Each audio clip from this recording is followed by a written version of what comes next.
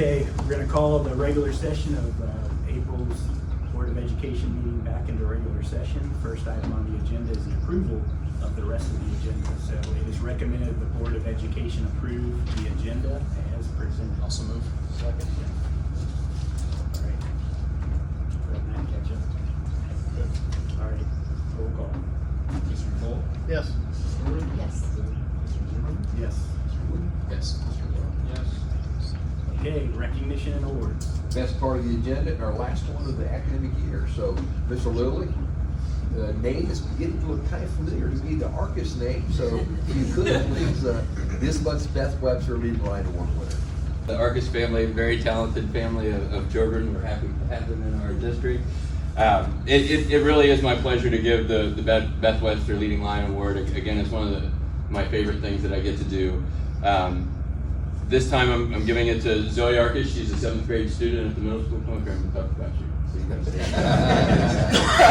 you. So I have some words in here, Zoe, that your teachers have shared with me, so I'm just going to kind of read here some of the stuff that they've said too, okay? Teachers and coaches. So they say Zoe is a true leader on the middle school cross country and track teams. Her coaches describe her as a top performer who never complains, always gives her best effort, and motivates her teammates to do the same. Zoe's determination and hard work have led her to multiple top 10 finishes as a 7th grader and have helped her team secure victories. She is humble and dedicated athlete who sets an excellent example for her peers. In the classroom, Zoe shines just as brightly, I would say probably more brightly even. Her teachers praise her for her positive attitude, self-motivation, and attention to specific detail. She takes pride in her work and consistently strives to be the best student that she can be. Her curiosity and enthusiasm for learning are evident in every subject. She is in an advanced 8 English class as a 7th grader, and her creative contributions to the musical drama class, Ms. McConnell. So, just to keep on going, not only does Zoe excel academically, but she also demonstrates strong leadership skills by helping her classmates and taking responsibility for work area without needing reminders. Her kindness, good manners, and sense of humor make her a joy to have in class. And I went digging and looking at some of her scores just to see where she is academically as far as test scores go, and she has consistently, her entire academic career, scored in the 90th percentile or above on all the state tests. So she's getting it done everywhere. So in addition to her accomplishments in cross-country track, she's also in swimming. She's an also active member of student council, and she's just an active member in our community. So she is just a wonderful student to have.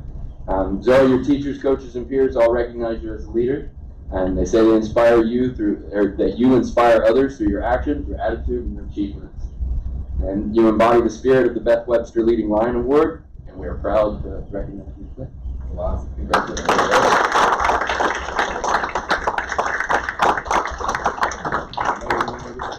We thank you so much for your leadership, and it's kids like you that just make this district so special. Just fantastic. I am curious though about your shirt.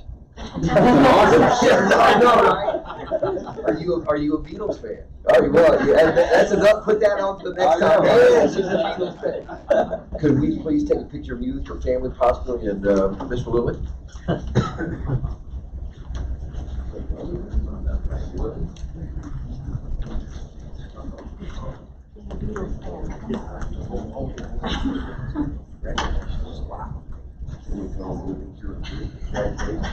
We're trying to make this a regular thing. Yeah, right?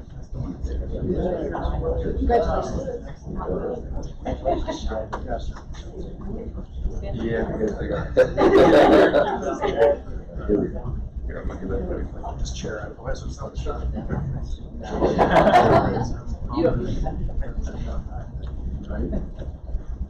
All right, 3, 2, 1.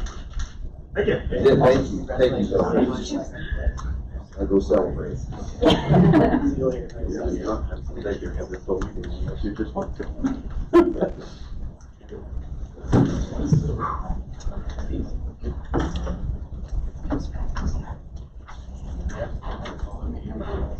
All right, you guys are my brother now. You didn't know what was going to happen.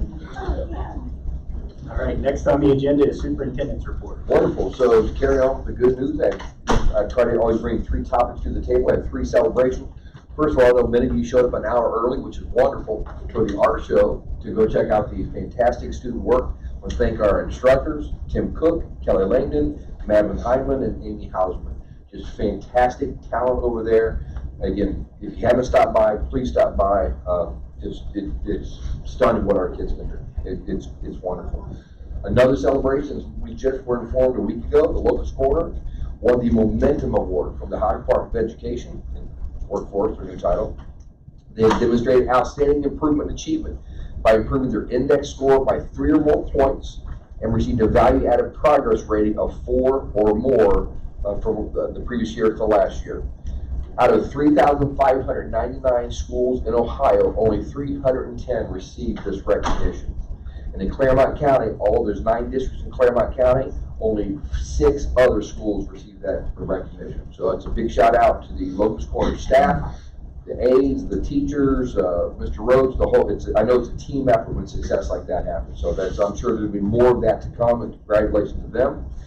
And then the last thing, it has caught certainly the statewide news by storm.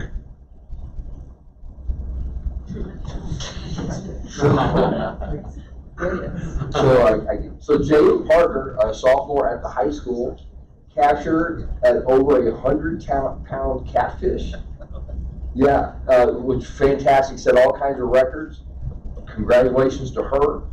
I didn't know such things existed in our byways, but I will not be wading anytime soon into wherever this is. 12 miles. There's no creek holding that thing. And in other news, we'll be having fish for lunch the rest of the year. So, at any rate, just want to congratulate Jalen Parker on that, and that's just good to have interest in activities outside the school day. So, Mr. Zimmerman, that is a superintendent's report. Okay. We weren't informed of any public participation, so we'll move to the next item on the agenda, committee reports. Mr. Duvall, for any update. Okay.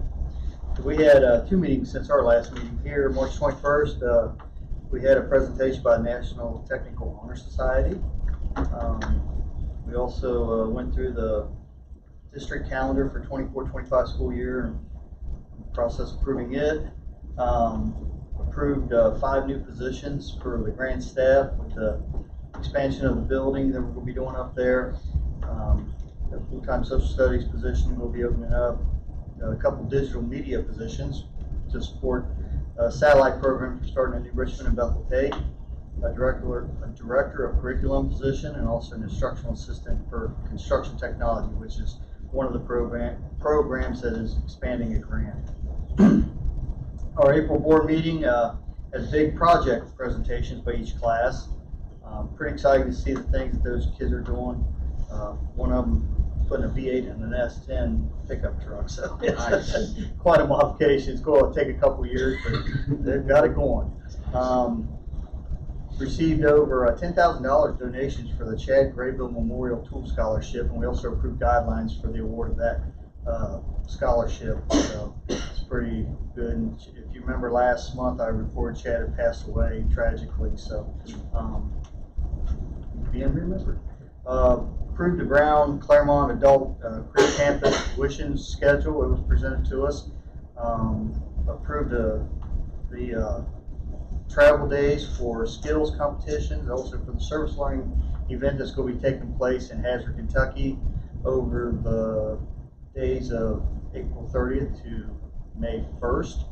And then following that, the board met and conducted evaluations on the superintendent and treasurer. Other upcoming events besides the service learning event, the 25th, next week, community appreciation dinner from 5 to 9 at Grant. The 17th of May will be the last day for seniors, and the 24th will be the completion ceremony for those seniors at Bethel Tate High School. That's it. Pretty active. Awesome. Okay, next item on the agenda is CCESC services contract. Thank you. This is a yearly activity the board undertakes. We're not a large district, so when we have a need, we can't afford to just go out and buy a full head or purchase a contract with a full head count. We work with the Claremont County Educational Services Center to help provide for many of the needs of our kids. Expand that a little bit.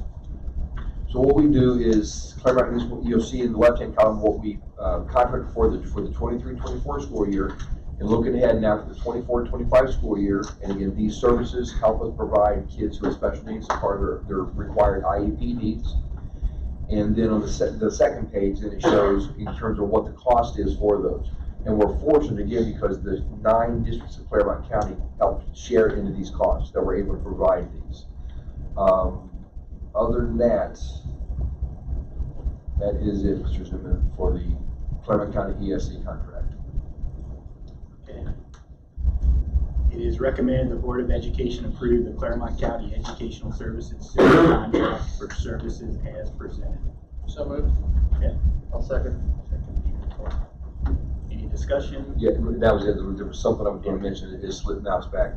If we don't use a service, we're not on the hook to pay. It's just we're saying if we do use a service, this is the agreed upon cost. That was it. And these services are required by the state to have in place. To fulfill their IEP needs. Yep. We are invoiced monthly for these services, by the way. All right.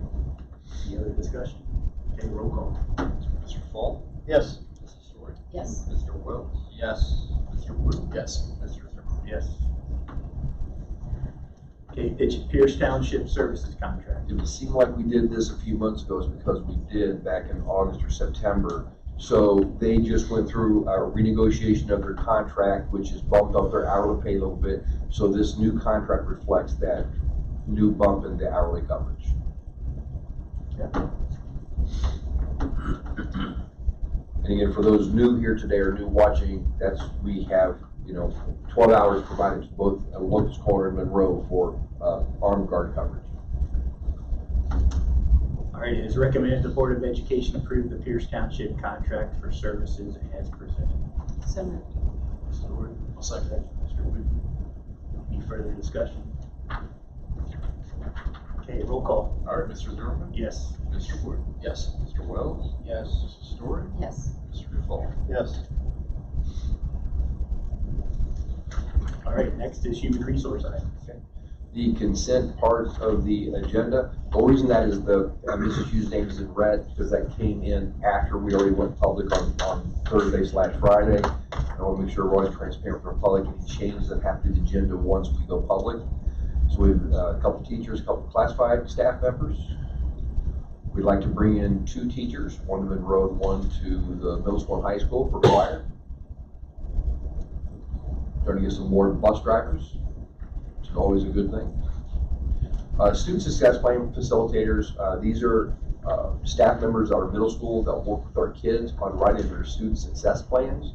And the money is funneled to us through the Career Center, so we're just a flow through. It comes to us, to our treasurer, and then our treasurer pays the staff members, so it's no money for us out of pocket.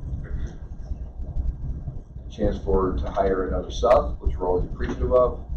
And the only thing different from last month, anything in black's already been previously approved, except in the bottom, we have some, we're very grateful for our volunteers in baseball, softball, and track, and I'd like to have them approved to work with our kids. Those are the consent items, Mr. Chairman. Okay. It is recommended the Board of Education approve items 10A through 10F. Also move. I'll second. Second. Any discussion? Okay, roll call. All right, Mr. Wood? Yes. Mrs. Story? Yes. Mr. Duval? Yes. Mr. Zimmerman? Yes. Mr. Wells? Yes. Okay, treasurer's report and action items. Thank you, Mr. Zimmerman. Item A is the March 5th Facilities Committee meeting minutes. Item B is the regular meeting minutes from our March board meeting. Item C is approval of our financial reports. Big highlight there would be the report. We did get our second, would be consider our first half payment of 24 is our second payment of the fiscal year for our real estate taxes. We did receive a little bit more this time because the Zimmer Power Plant and those properties were we put on some taxes and they were owed, and we received some of those to come in. We were expecting those, but it's nice to see the fruition to come in. so that's a big firm. Item D is acceptance of donations. We're always appreciative of the donations we receive here. Item E is confirming purchase orders. We do have two. Nothing too unusual here. Draw careful for some additional work on some chillers and board food services for a food service order that need to get ordered pretty quickly. So, item F is our financial audit report. So we have a certified audit from the auditor of state. That passes around real quick. Share that. Tracy, if you can open up that report, Mr. Miller, and scroll. It's a long report. It's over 80 pages. You can scroll all the way to the bottom. And on page 81, there's a schedule of findings. So every audit report is the same. I'll go through this pretty quickly since you all have a paper copy. So page 81, Mr. Miller, when you get there. Schedule of findings, a summary of audited results, item 1. So items 1 through 9. Type of financial statement opinion that didn't change and modified is in the official report. Were there any material weaknesses in the internal control reported at the financial statement level? The answer to that is no. Any significant deficiencies in the internal control reported? The answer is no. Any reported material non-compliance items? Financial level, no. Were there any material weaknesses in the internal control reported? The answer is no on that. For federal programs, those are grants, and last year were ESSER funds. Next item is, were there any significant deficiencies in internal control reported for major federal programs? The answer is no. Types of major programs compliance opinion, that didn't change, was unmodified. Nothing changed with the verbiage of that. Any reportable findings? No for item 6. Item 7, major programs list. They list ESSER. That's where we spent most of our federal monies last year. A little over $1.8 million on ESSER funds last year. Item 8, dollar threshold. We are obviously over $750,000 school district entity, and we are a low risk auditee. So yes to that. Item 2, findings related to financial statements required to be reported. Nothing needs to be reported. We're not out of standard on there. None. And item 3 is findings and questions. Costs for federal awards. Nothing outstanding there. So none on that. Nice clean audit. It's good to have. Good to see it's been certified to the auditor state. Good job. Should close it. So just got to page 81. Did you really? Should I close it now? Okay. Item G, purchase letter of intent. We have 2 school bus purchases on the schedule for the new fiscal year, which begins July 1st. This is a non-binding agreement. Just kind of lock these in and get these ready. So those have been bidded out, by the way. Everything has to be bid. Those are bidded out through our local consortium here in Southwest Ohio called EPC. They do all the bidding for school buses. They do bidding for other things, but they do all the bidding for school buses. And then we use those bids to select what kind of item we'd like to purchase for this new consortium. So, item H is the creation of a special cost center. This is for the security, arming the staff, and the money going in and out for that program and that security training, equipment or so forth that's needed for that. And that is all I have for the treasury report. Okay. Thank you. It is recommended that the Board of Education approve item 11A through item 11H. Also move. Mr. Cooper. I'll second. Second, Mr. Duval. Any discussion, questions? Matt, can you know off the top of your head, from the last time we purchased buses to this year, what is there a huge increase in that? Yeah, we're seeing about a $15,000 increase per bus compared to 3 years ago, just from inflationary costs. And the bidding, they're all the same. So every bus, every company's charging about the same amount. It's been a significant increase. Anybody else? Any other questions? Yes. Roll call. Mr. Default? Yes. Mrs. Stewart? Yes. Mr. Wells? Yes. Mr. Wood? Yes. Mr. Zimmerman? Yes. All right, academic report.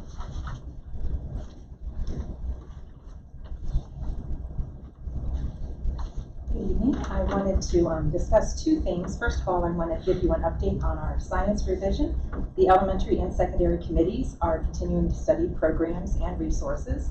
On April 2nd and 3rd, the committees listened to presentations from 4 of the larger publishers.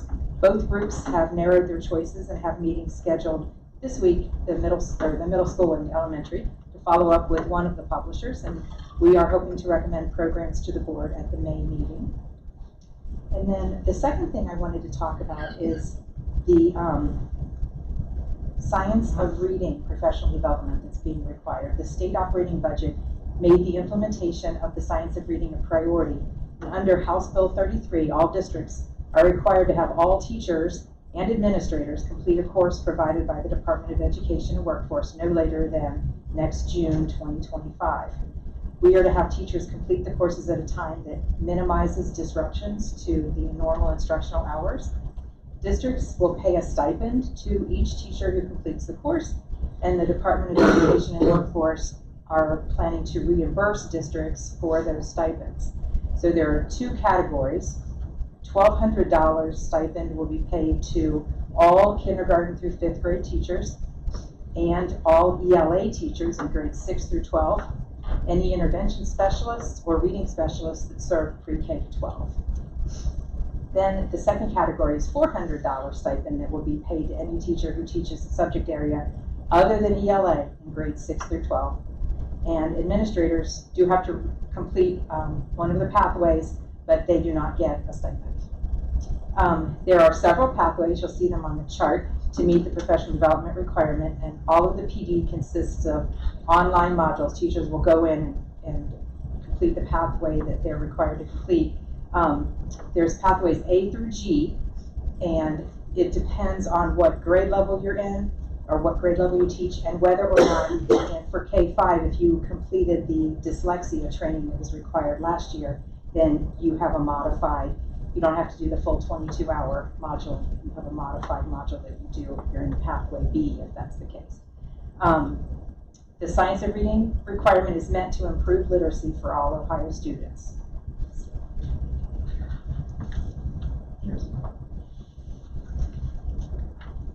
Thank you, Thank you. Dr. Phil. Thank you. All right, communications report. So, Mr. Miller touched on this a little bit earlier, but the video that you're about to see play is because the PowerPoints don't ever seem to work. So these are all going to be pictures of the art show that's happening just across the hall. There are so many amazing pieces of art and sculptures, and there's so many different styles represented. There's crochets in there, there's paintings. That is a stuffed animal they've sewn together. There's a stool in there that someone made and painted. It's all kinds of wonderful pieces of art, and it is a very, very great way to show off some of the talented kids that we have in this district. It is open during regular school hours from 7:30 to 3:30. You can just come on to the board office and they'll let you in to go in there. And there's a closing ceremony this Friday night from 4:30 to 6, I believe. So at any point, if you have a chance to go out and check out some of the art, I cannot recommend it enough. I was there for about an hour and a half on last Friday, the opening ceremony, and it was packed. So, and in addition to that, I just have a couple other smaller notes. For parents mostly, the meal applications are live for the summer. You must complete those meal applications prior to July 31st if you're getting summer meals. The spring musical is this upcoming weekend, Joseph and the Amazing Technicolor Dreamcoat. April 19th and 20th, it's at 7 p.m. On the 21st, it's at 2 p.m. Tickets will be available online or at the gate. Prom is coming up as well. The guest forms are finally available as well, and you can return those before April 25th to get the guests to attend prom. Finally, this last one is not for parents. The Cincinnati Enquirer has a very well-known Athlete of the Week program at this point. I think pretty much everyone here has dealt with that at one point or another. They are recently launching a student one for more curriculum and arts-based achievements. The nominations cannot come from parents. They have to come from school officials or teachers. It is limited to high school students right now, so this mostly applies to high school teachers. But you can be nominated in any one of 3 categories. There's a Spirit Award, which includes students who have the spirit of kindness, leadership, encouragement, compassion, volunteerism, and wills to serve others. Cheerleaders, dance team members, mascots, pep rally organizations, things like that is the example that they gave. There's a Heart and Soul Award. Creativity Expression was the rationale that they gave for that one. Students with achievements in band or orchestra, theater, choir, art, sewing skills, or vocational school skills can be nominated for those. And then there's the Academic Excellence Award, which is academic excellence. So any of those three criteria meet, each of those three gets their own separate voting category. It's usually between 10 to 15 students, I believe they said. So if at any point you know of a student who you want nominated for this, I'll be the contact person for this. So just send me an email and ask for a photo. So if you find someone, let me know. I'd love to get them nominated. Thank you. Thank you, Garth. Let's just finish out. It's almost finished. I think there's 2 left. That should be the last one.